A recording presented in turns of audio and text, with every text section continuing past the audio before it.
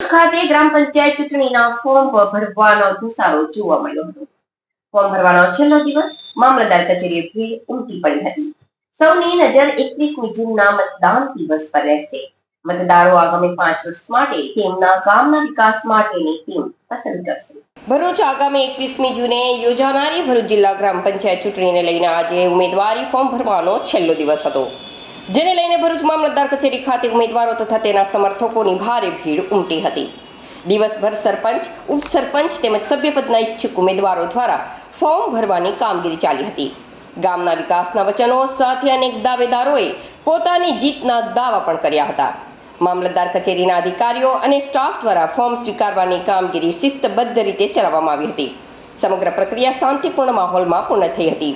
હવે સૌની નજર 21મી જૂનના મતદાન દિવસ પર છે, જ્યાં મતદારો આગામી 5 વર્ષ માટે તેમના ગામના વિકાસ માટેની ટીમ પસંદ કરશે। મારું નામ પરમાર જાગૃતિબેન પૃથ્વીરાજસિંહ છું। હું ગામ તવરાથી સરપંચ ઉમેદવારમાં ફોર્મ ભરેલ છું। મારી પેનલ સાથે, સભ્ય સાથે આજે ફોર્મ ભરેલ છે। ગામમાં જે કંઈ પણ કામ બાકી હશે, અધૂરા હશે, કોઈ પણ નવું કામ કરવાનું હશે તે બધા કામ પૂરા કરીશું।